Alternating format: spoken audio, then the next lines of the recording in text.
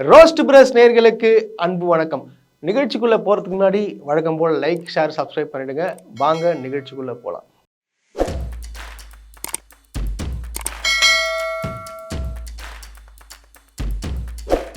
சட்டம் ஒழுங்கே சரியில்லைங்க. போலீஸ் தூங்குதுங்க.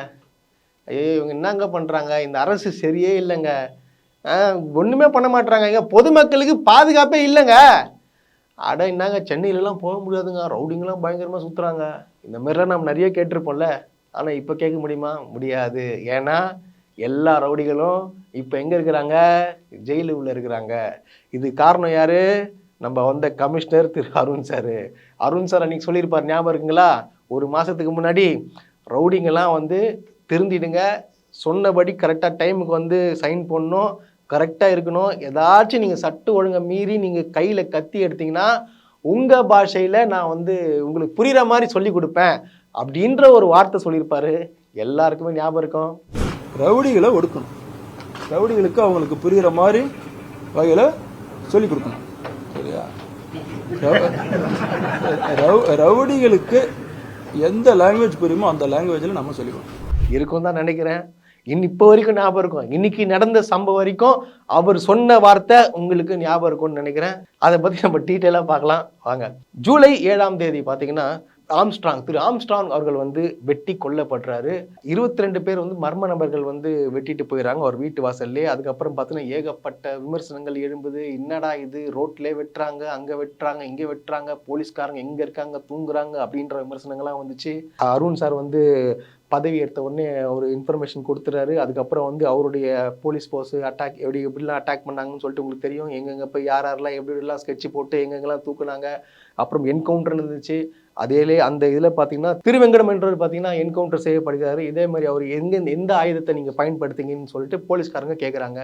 அதுக்கு அந்த ஆயுதத்தை எடுத்து துப்பாக்கியில் சுட முயறாரு. அவரை என்கவுண்டர் பண்ணிடுறாங்க.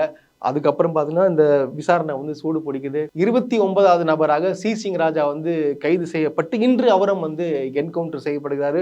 முந்தா நேற்று பார்த்தீங்கன்னா காக்காத்தோப்பு பாலாஜி அவரு கிட்டத்தட்ட ஒரு 59 வழக்கு இருக்கு அவர் மேலே. 59 வழக்கு, கிட்டத்தட்ட 10க்கும் மேற்பட்டவர் ஒரு கூண்டாஸ் போயிருக்காரு. ஸோ இப்பாற்பட்டவர்கள் போலீஸார் என்கவுண்டர் பண்ணியிருக்கிறாங்க.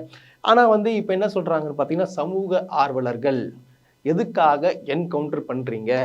நீங்கள் ஆம்ஸ்ட்ராங் கொலை வழக்கை திசை திருப்ப பார்க்குறீங்களா அப்படின்னு சொல்லிட்டு ஒரு சிலர் கேட்குறாங்க. இன்னொருத்தர் பார்த்தீங்கன்னா, என்கவுண்டர் செய்வது மிகப்பெரிய தவறு, நீங்கள் எப்படி ஒரு உயிரை கொல்லலாம் அப்படின்னு சொல்லிட்டு கேட்குறீங்க. கண்டிப்பாக அப்சல்யூட்லி கரெக்ட், என்கவுண்டர் செய்யக்கூடாது. அவங்க ஒரு உயிரை கொள்றாங்க, அதை பற்றி நீங்கள் பேசல.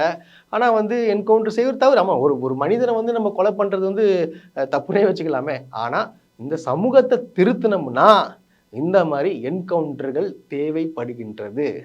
அதுதானே உண்மை. இப்போ ஒரு ரவுடியை திருத்தணும்னா இந்த மாதிரியான விஷயங்கள்லாம் பண்ணி ஆகணும்.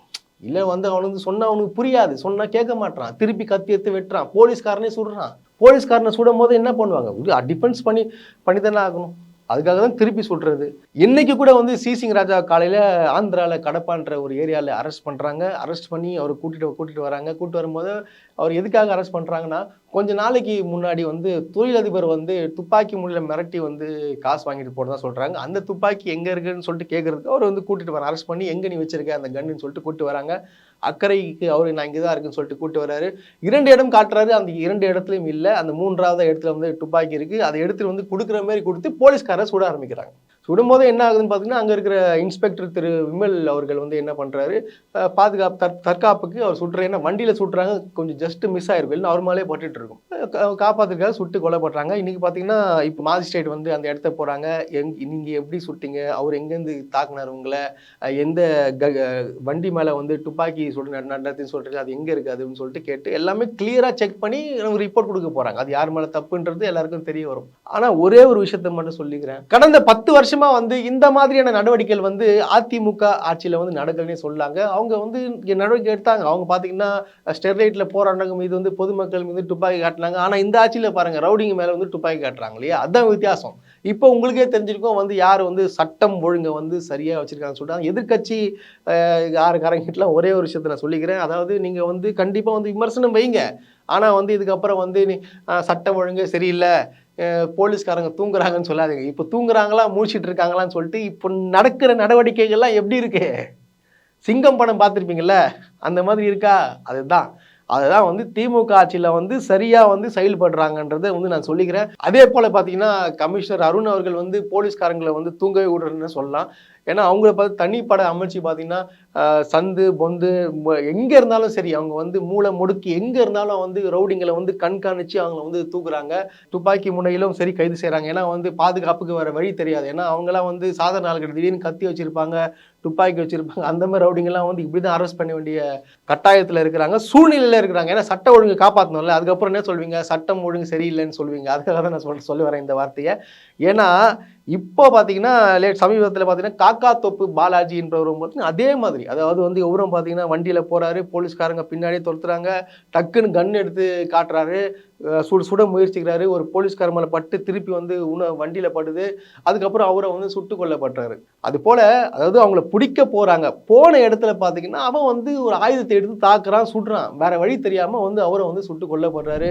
நேற்று பார்த்தீங்கன்னா சிடி மணி என்பவரை வந்து அரெஸ்ட் பண்ணியிருக்காங்க. அவரை வந்து சாதாரண ஆள் இல்லை, ஒரு மிகப்பெரிய ரவுடி அவர் வந்து கைது பண்ணுறாங்க. அதுக்கப்புறம் பார்த்தீங்கன்னா நிறைய ரவுடிகளை வந்து துப்பாக்கி முனையில் அரெஸ்ட் பண்ணுறாங்க. நிறைய பேர் பாத்ரூமில் வழுக்கி விடுறாங்க, கை கால்லாம் உடையுது. இந்த மாதிரி நடக்குதுன்னு செய்யும். ஏன்னா வந்து சட்டத்தை வந்து பாதுகாக்கணும். ஏன்னா 10 வருஷமாக வந்து நடவடிக்கை எடுக்காதனால, துரித நடவடிக்கை எடுக்காதனால அவங்களாம் வளர்ந்துட்டாங்க. பணம் பலம் வந்துச்சு, நிறைய கான்ட்ராக்ட் வந்துச்சு, போலீஸ்காரன் தான்டா என்னடா பண்ணுவான் அப்படின்னு சொல்லிட்டு ஒரு தைரியம் வந்துருச்சு. அதுக்காக தான் வந்து அவங்களை கட்டுப்படுத்தணும்ல. இப்போ வந்து போலீஸ்னா யாருன்னு தெரியும்ல. அதுக்காக தான் இந்த ஆட்சியில் வந்து இரும்பு கை கொண்டு அடக்குறாங்க காவல்துறையிலேயே. அதுக்காக தான் வந்து இந்த மாதிரி நடவடிக்கைகள்லாம் தேவைப்படுது. ஏன்னா பொதுமக்கள் சுதந்திரமாக சுத்தணும், இந்த ரவுடிகளை ஒழிக்க வேண்டும் என்ற வந்து முக்கியமான வந்து குறிக்கோளோட வந்து தமிழக காவல்துறை வந்து தமிழக அரசோட உதவியோட வந்து செயல்பட்டுன்னு சொல்லலாம். தமிழ்நாட்டு காவல்துறையை வந்து தயவு செய்து வந்து அவங்கள வந்து என்கவுண்டர் பண்ணுறாங்க, அவங்க பண்ணக்கூடாதுன்னு சொல்லிட்டு அவங்களை விமர்சனம் வைக்காதீங்க. சுட்டு கொல்லப்பட்டவர் வந்து சாதாரண ஆள் கிடையாது, அவன் ரவுடி. அவன் கிட்டத்தட்ட 9 பேரை துடிக்க வெட்டி கொண்டிருக்கான். அவன் வந்து ஒரு போலீஸ்காரர் வந்து அவனை சுடும் போது திருப்பி வந்து தற்காப்புக்கு வேற என்ன பண்றது? சுட்டு தானே ஆகணும். தான் உயிரை பணைய வைக்கிறாங்க, அவங்களுக்கும் குடும்பம் இருக்கு. போலீஸ் யூனிஃபார்ம் போட்டால் அவனுக்கு வந்து புல்லட் ப்ரூஃப் கிடையாது, சுட்டா செத்துருவாங்க. அதனால இது வந்து சும்மா வந்து குறை சொல்லிக்கிட்டு நீங்கள் என்கவுண்டர் எப்படி மனுஷனை எப்படி நீங்கள் சாவடிப்பீங்க அப்படின்னு சொல்லிட்டு தயவுசெய்து பொங்காதீங்க. இதைத்தான் பண்ணி ஆகணும். ரவுடிங்களை ஒடுக்கணும்னா இப்படி தான் இருக்கணும், வேறு ஆப்ஷன் இல்லை. கை காலை உடைக்கணும்னு நான் சொல்கிறேன். ஒரு பப்ளிக்கில் 100 பேரை போட்டு அடிப்பான், வெட்டுவான், குத்துவான், வேடிக்கை பார்த்துன்னு இல்லை அவனுக்கு அட்வைஸ் பண்ணி இந்தமாரி பண்ணாதப்பான்னு சொல்லி அனுப்ப சொல்கிறீங்களா? இப்படி தாங்க பண்ணணும்.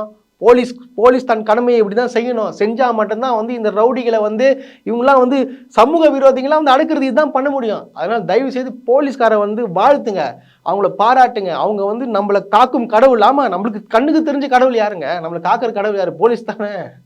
அதனால் வந்து கரெக்டாக ஒரு விஷயம் போயிட்டு இருக்கு. இந்த மாதிரி சம்பவங்கள் வந்து இப்போதைக்கு தேவைப்படுது. இதுக்காக வந்து திரு அருண் கமிஷனர் அவர்களுக்கும் தமிழ்நாடு முதலமைச்சர் திரு மு க ஸ்டாலின் அவர்களுக்கும் ரோஸ்ட் பிரஸ் சார்பாக எங்கள் நன்றியை தெரிவித்துக் கொள்கிறோம்.